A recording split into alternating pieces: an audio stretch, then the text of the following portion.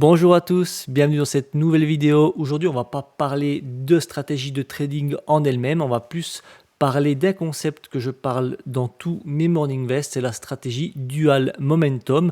Donc on va plus voir le concept du momentum, qu'est-ce que c'est, et comme ça ce sera un petit peu plus clair quand je parle de ma stratégie, que je fais un petit point chaque fois que je fais un morning vest de où on en est et pourquoi je rentre pas aux positions, le score momentum. On va voir un petit peu les différentes stratégies possibles avec le momentum. On va pas rentrer dans le vif du sujet des stratégies, mais on va vraiment les survoler pour que vous puissiez comprendre un petit peu déjà ma manière de raisonner.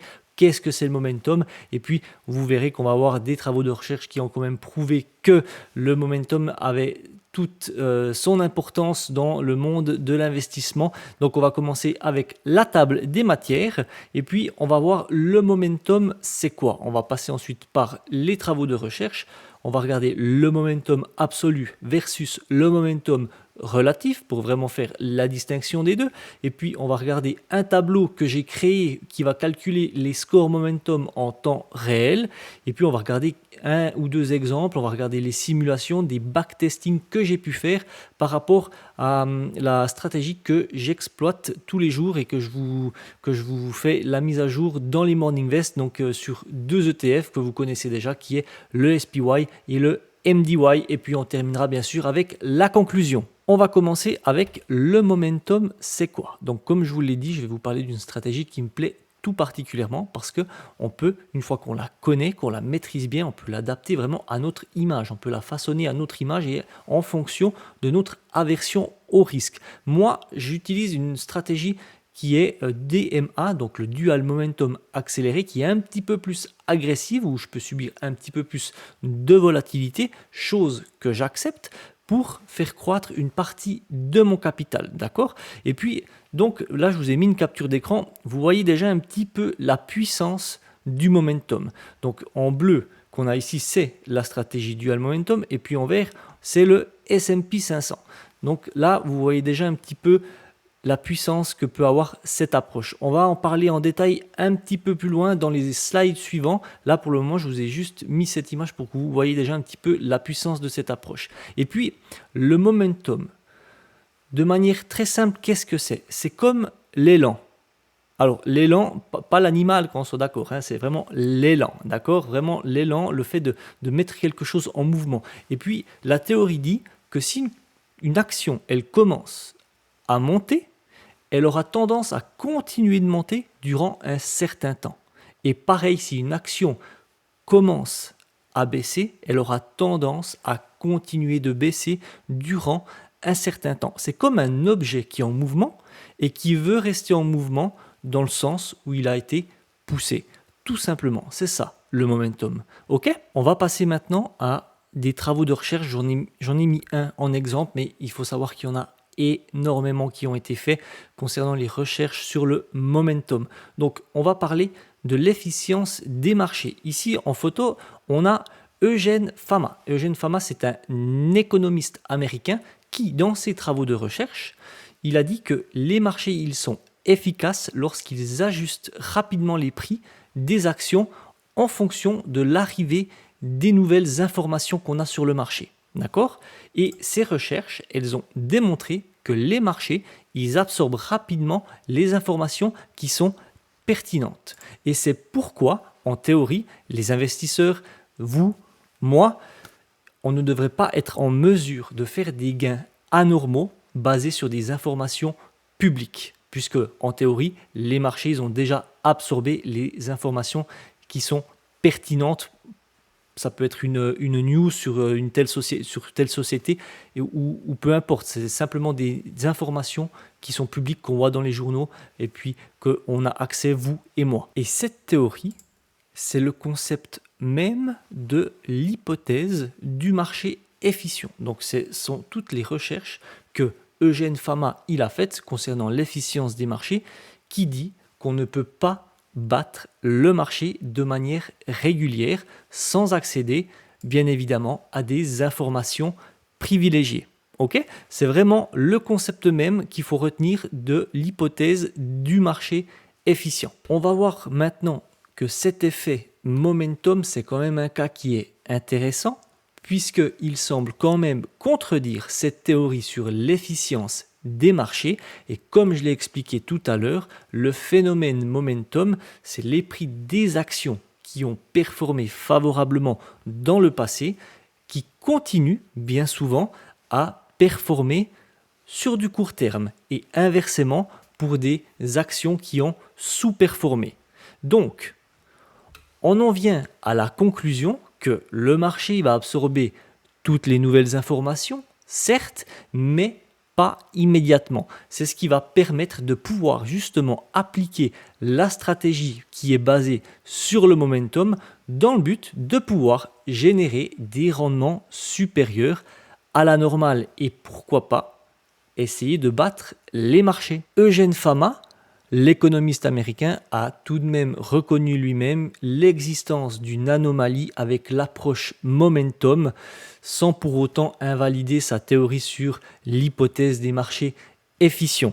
Donc imaginons que si les investisseurs ils sont enclins à surréagir ou à sous-réagir lorsqu'ils sont en connaissance d'une certaine catégorie d'informations, eh bien cela pourrait temporairement créer des anomalies de marché comme le momentum. On continue avec le momentum absolu versus le momentum relatif. On va commencer avec le momentum absolu. Donc qu'est-ce que c'est? C'est la tendance d'une action, d'un indice, de continuer de se déplacer dans la même direction par rapport à son propre historique de prix. Par exemple, si une action elle a constamment augmenté au cours d'une période donnée, 1 mois, 3 mois, 6 mois, une année, peu importe, elle pourrait être considérée comme ayant un momentum absolu positif et suivre cette tendance les prochains mois. En fait, on va se référer à la performance du passé pour anticiper la suite. Donc, on va regarder un petit peu sur cet exemple ici. Imaginons qu'on ait un actif, peu importe qu'est-ce que c'est, une action, un indice, et on prédit une période de tant de mois, on va dire 6 mois par exemple, et au bout de ces 6 mois, l'actif il monte, il descend, il monte, il descend, et au bout du dernier mois, au bout du 6e, avant qu'on arrive au 6e mois, ici, on peut voir qu'on est en positif, donc par rapport à la période donnée et par rapport à son propre historique de prix, cet actif, il aura un momentum absolu positif. On continue maintenant avec le momentum relatif. Un petit peu plus complexe peut-être à comprendre, mais je vais essayer de vulgariser au maximum. Donc le momentum relatif, ça se réfère à la performance d'un actif par rapport à un autre actif, tout simplement, ou par rapport à son indice de référence. Par exemple, si une action, elle se porte mieux qu'un indice pendant une certaine période, on va dire qu'elle a un momentum relatif qui est positif. Okay ? Imaginons ici, on a un indice, on a une action, et puis au bout d'une certaine période, on a une autre action qui a un momentum relatif positif et qui a fait mieux que son indice de référence. Donc c'est une action sur laquelle on pourra potentiellement investir puisqu'elle nous a prouvé qu'elle avait les capacités de pouvoir encore performer. Maintenant, imaginons la chose différemment. C'est simplement qu'on ait 3 actifs et au bout d'une certaine période, ces 3 actifs, ils ont tous performé. Ils ont tous fait leur performance, ils sont tous en positif. Et simplement, le fait d'utiliser le momentum relatif, on va simplement privilégier l'actif avec le momentum relatif le plus puissant. Donc imaginons que sur ces 3 actions, au bout d'un certain temps, il y en a une qui a fait 3%, l'autre qui a fait 5% et une autre qui a fait 6%. On va se concentrer sur le momentum relatif de l'action qui a fait 6% puisque c'est la plus puissante. Et puis on sait que par rapport à la théorie du momentum, une action qui a bien performé dans le passé aura tendance à continuer sur cette lancée à court terme pendant un certain temps. Ok ? Donc voilà un petit peu le momentum relatif, qu'est-ce que c'est ? À savoir qu'il y a des stratégies qui existent avec uniquement le momentum absolu et il y a des stratégies qui existent uniquement avec le momentum relatif. Bien sûr, il y a des conséquences si on utilise uniquement le momentum absolu et uniquement le momentum relatif. On aura peut-être moins de signaux avec le momentum absolu, peut-être moins de drawdown. Le momentum relatif, on aura peut-être plus de faux signaux, plus de transactions. Et il y a des stratégies qui vont combiner le momentum absolu et le momentum relatif. Et c'est ce qu'on appelle le dual momentum. C'est la stratégie que j'utilise. Donc le DMA, c'est le dual momentum accéléré. On parlera un petit peu plus tard de qu'est-ce que c'est cette stratégie en guillemets avancée du dual momentum. Mais voilà en gros qu'est-ce que ça fait de combiner le dual momentum absolu avec le relatif. On continue avec un tableau que j'ai créé et qui va nous calculer le score momentum en temps réel. Donc le score, il est calculé pour chaque clôture des différents actifs qu'on a ici sur 3 périodes de temps différentes. Donc ces 3 périodes de temps qui sont différentes, elles ne sont pas là par hasard, elles font déjà partie de plusieurs stratégies où il y a déjà eu des backtests qui ont déjà fait leurs preuves depuis pas mal d'années. Donc moi encore une fois, je n'ai rien inventé, je fais simplement d'appliquer une méthodologie et je l'adapte par rapport à mon image, à mon aversion au risque. Et puis, par rapport à tout ça, c'est moi qui me dis je prends un petit peu plus de risque peut-être sur cet actif ou un petit peu moins de risque sur un autre actif. Voilà, il y a 3 périodes de temps qui sont là. Il y a d'autres stratégies avec 3 autres périodes de temps différentes. Mais encore une fois, ça va dépendre de ce que vous cherchez. Il y aura peut-être un petit peu plus de volatilité, un petit peu moins de volatilité. Il y aura peut-être un petit peu plus de performance, mais ce sera un petit peu plus volatile. Il y aura moins de performance, un peu moins volatile. Voilà, c'est toutes des choses qu'il faut tester, qu'il faut backtester, et puis au final, savoir qu'est-ce que vous cherchez vous-même. Ok ? Donc, pour revenir au score momentum, si le score il est supérieur à 0, on va dire que le score momentum il est positif et puis on peut s'intéresser à cet actif. Et si le score il est en dessous de 0, on va dire qu'il est négatif et puis c'est un actif qu'on ne va pas vraiment regarder, on va attendre qu'il repasse en positif, qui nous prouve qu'il peut vraiment jouer une hausse, qu'on peut vraiment rentrer en position, mais pour ça il va falloir qu'on attende qu'il soit en positif. Et puis dans ce tableau j'ai inséré plusieurs actifs et il va m'indiquer quel actif a le plus progressé à la fin des 3 périodes de clôture. Donc je vais pas rentrer sur tous les actifs, encore une fois. Ici il y a plusieurs stratégies qui sont combinées. Il y a les 3 actifs les plus performants qui m'indiquent déjà quelque chose par rapport à une stratégie. Et puis en bas, j'ai mis des formules qui vont me dire si tel actif est supérieur à tel actif, on achète ou on conserve. Mais par contre, il faut faire attention à des conditions. Si cet actif il est inférieur à celui-ci, on va plutôt prendre un autre actif et ainsi de suite. D'accord ? Donc là, il y a plusieurs stratégies qui sont incorporées dans le tableau. Et puis après, libre à vous, libre à moi de regarder qu'est-ce qui m'intéresse le plus et si je veux rentrer en position ou non. Ok ? Et puis en fait, le but de faire ce tableau, à la fin de chaque mois, je regarde si le score il est positif sur les actifs qui m'intéressent et si c'est le cas, je vais acheter l'actif ou le conserver si je l'ai déjà en portefeuille et si c'est négatif, je vais vendre tout simplement l'actif ou ne rien faire si je n'ai rien en portefeuille. Et puis moi, ce que j'aime bien avec cette stratégie, c'est que c'est une opération par mois. D'accord ? On rentre en position, on adapte notre money management, on regarde un petit peu les points d'entrée, les points de sortie, et puis on laisse faire. C'est vraiment une approche quantitative avec des règles qui sont simples et qui sont efficaces. D'accord ? Moi, je vais affiner, on va en parler tout à l'heure, parce que j'ai envie d'affiner, j'ai envie d'optimiser mes entrées, mais si on voudrait suivre bêtement cette stratégie, elle fonctionne. Si on voit que c'est vert, on rentre en position, ça va fonctionner. Quand on fait des backtesting, le fournisseur de données qui permet de faire les backtests ne va pas se dire ouais mais si je rentre peut-être sur cette moyenne mobile ou si je rentre sur ce support ou s'il y a une résistance qui est juste en dessus, il va pas se poser la question, il va rentrer en position puisque le score momentum il est positif. Moi je vais faire un petit peu différemment, j'ai pu adapter avec l'expérience, on va en parler dans les différents slides. Maintenant vous savez que dans les morning vests, je parle souvent du SPY et du MDY et puis c'est pas un hasard, c'est simplement que j'ai voulu adapter la stratégie Dual Momentum accéléré qui comporte normalement le SPY et le SCZ que j'ai simplement changé par le MDY parce que, comme je vous l'ai dit, j'affine un petit peu, puis le SCZ était sous une grosse résistance. Maintenant, je ne suis pas allé regarder depuis, mais c'est pour ça que je me suis un petit peu plus consacré au MDY. Tout simplement, j'ai adapté par rapport à ce que le marché, la configuration du marché était actuellement quand je regardais. D'accord? Donc, on va regarder sur le slide suivant un petit peu qu'est-ce que ça donne.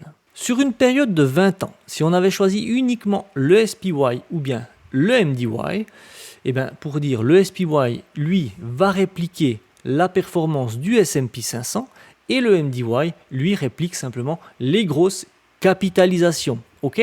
Donc, pour un solde initial de 10 000 $, on peut voir qu'à la fin de la période, la stratégie Dual Momentum a atteint 167 000 $, contrairement à 81 000 pour le S&P 500.